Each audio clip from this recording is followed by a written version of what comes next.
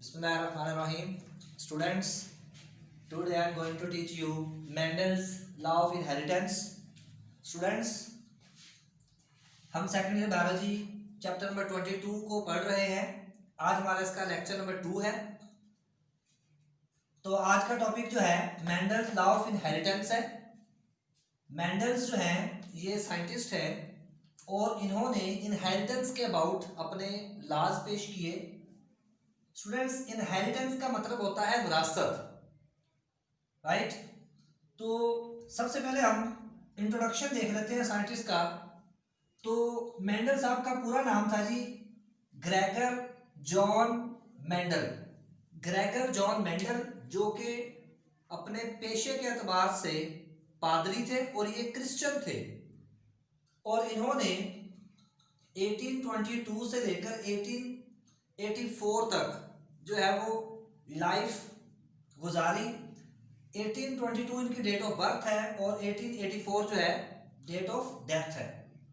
इसके दरमियान इन्होंने जो है वो बेशुमार एक्सपेरिमेंट्स किए पाइसम सेटिंगम पे, मटर के प्लांट पे, कुछ लॉज भी पेश किए, वो हम वन बाय वन यहाँ पे डिस्कस करेंगे। तो स्टूडेंट्स, जो जॉन मेंडल साहब थे इन्होंने 2 लॉ पेश किए। 2 लॉज जो है वन बाय वन मैं यहाँ पे लिख रहा हूं। Number 1 is law of segregation, law of segregation, and number 2 is law of independent assortment.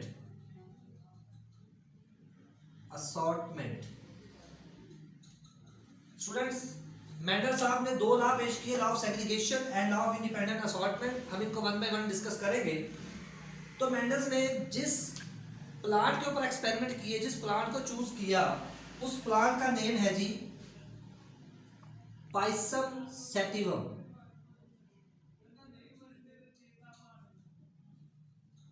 Pisum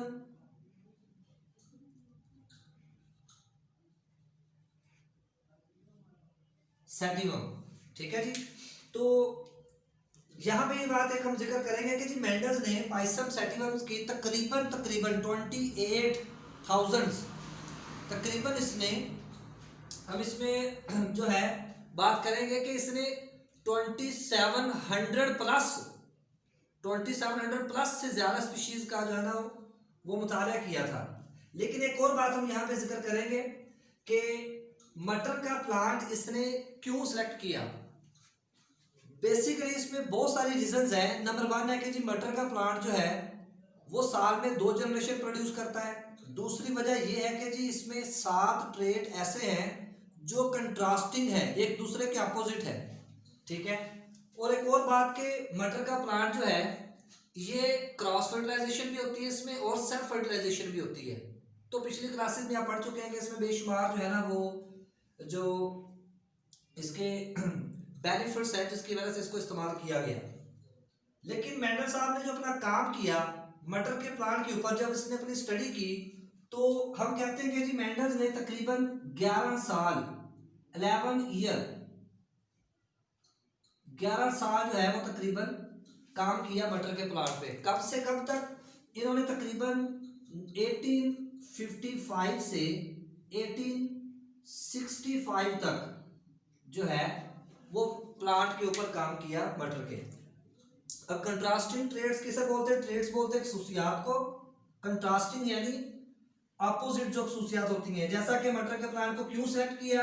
क्योंकि उसमें 7 ट्रेड्स थे। मसलन प्लांट की हाइट, ठीक है, प्लांट जो है वो लंबे कद का भी हो सकता था और छोटे कद का भी हो सकता था। दूसरा फ्लावर कलर, फ्लावर का कलर जो है वो पिंक भी हो सकती है, फ्लावर का कलर जो है वो व्हाइट भी था और पर्पल भी था, ठीक है। और फ्लावर पोजीशन जो है, फ्लावर की पोजीशन एक्सियल थी या फिर टर्मिनल थी, ठीक है, ऊपर प्लांट की थी या फिर नीचे थी। नेक्स्ट वन है जी पोर्ड कलर। तो जो फली थी उसका कलर या तो वो ग्रीन था या फिर वो येलो था। और पोर्ड शेप, या तो वो शेप उसकी कंस्ट्रिक्टेड थी या फिर वो नॉर्मल शेप थी उसकी, राइट। नेक्स्ट, या फिर सीड का जो है इसने कलर के बारे में बात की, या तो सीड कलर जो है वो ग्रीन था या फिर येलो, और सीड शेप या तो रिंकल थी या फिर राउंड। तो मेंडल साहब ने दो इस तरह के स्पीशीज का आपस में क्रॉस करवाया जो कि मोनोहाइब्रिड क्रॉस कहलाता है। मोनो का मतलब होता है सेम, हाइब्रिड क्रॉस यानी सेम का आपस में क्रॉस। जैसा कि यहां पे हमने लिखा है कि जी सीड, सिर्फ और सिर्फ सीड शेप।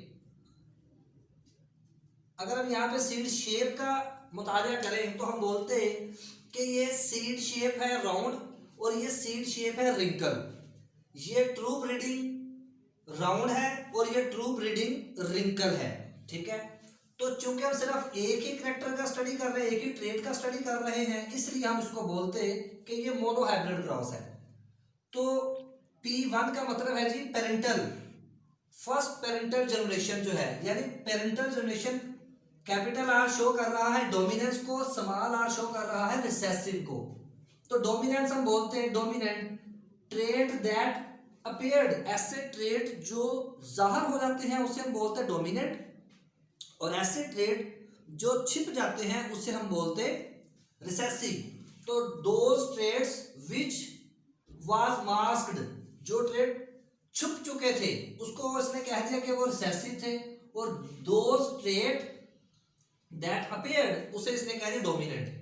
तो कैपिटल आर राउंड को शक्ल को शो करेगा, स्मॉल आर रिंकल को शो करेगा। जब इसका क्रॉस करवाया गया F1 फर्स्ट जनरेशन जब क्रिएट करवाई, तो आप बताएंगे कि ये फीमेल का साइन है और ये मेल का साइन है। जब मेल और फीमेल का आपस में क्रॉस करवाया गया तो जो इसकी जनरेशन क्रिएट हुई वो F1 थी, फर्स्ट फीलियल जनरेशन। उसमें जो है सारे के सारे जो इसके जनरेशन थी सारी वो क्या थी, राउंड, ठीक है। लेकिन वो क्या थी, वो होमोजाइगस नहीं थी, वो हेट्रोजाइगस थी। यानी हेट्रो क्या, जिसमें दो डिफरेंट ट्रेट हो, यानी स्मॉल जो आर है वो रिंकल है और वो छुप गया है इसमें। अब इसने क्या किया कि F1 का क्रॉस आपस में करवाया, F1 का क्रॉस F1 के साथ करवाया, तो जो क्या कहलाई, F2 जनरेशन कहलाई। तो F1 capital R small are हमने यहाँ पे रखे, फिर कैपिटल आर स्मॉल आर हमने यहाँ पे रखे। जब इनका आपस में क्रॉस करवाया तो हमने देखा capital R with capital R, ठीक है जी। तो ये डोमिनेंट, फिर कैपिटल आर स्मॉल आर के साथ, फिर ये भी डोमिनेंट, कैपिटल आर फिर स्मॉल आर इसके साथ, फिर ये भी डोमिनेंट, स्मॉल आर के साथ, ये रिसेसिव। तो ये राउंड, ये जो सर्कल है ये राउंड को शो कर रहा है, ये सर्कल भी राउंड को शो कर रहा है, ये सर्कल भी राउंड को, और ये वाला रिंकल को शो कर रहा है। स्टूडेंट्स यहाँ पे अगर आप गौर करें तो पता चलेगा कि तीन जो जनरेशंस हैं इसकी जो औलाद है आगे वो क्या है जी, राउंड, जबकि एक क्या है, रिंकल। तो मैंने यहाँ पे लिखा फिनोटिपिक रेशियो क्या है, 3:1। तो जो 1 था वो कैपिटल आर यानी डोमिनेंट ट्रू ब्रीडिंग 1 थे, और डोमिनेंट जो हेट्रोजाइगस थे वो 2 थे, ठीक है। और ओवरऑल ये कितने थे, 3 थे, यानी 3 थे लेकिन राउंड, 3 है लेकिन राउंड है। और राउंड किसको शो कर रहा है, डोमिनेंस को, ठीक है। एक होमोजाइगस राउंड है और एक दो हेट्रोजाइगस डोमिनेंट है, जबकि एक क्या है, ट्रू ब्रीडिंग रिसेसिव है और वो रिंकल की शक्ल में शो हो गया, ठीक है जी। तो नेक्स्ट हम इंशाल्लाह इसके जो है वो ट्रेड्स के इसके लॉज के बारे में डिस्कस करेंगे, law of segregation, law of independent assortment, और मेंडल्स के बारे, मेंडल्स का जो मजीद काम है उसके बारे में एक्सप्लेन करेंगे नेक्स्ट लेक्चर्स में। एनी क्वेश्चंस तो आप कमेंट कर सकते हैं, कोई क्वेश्चन हो तो इंशाल्लाह आपको आंसर करेंगे। अल्लाह हाफ़िज़।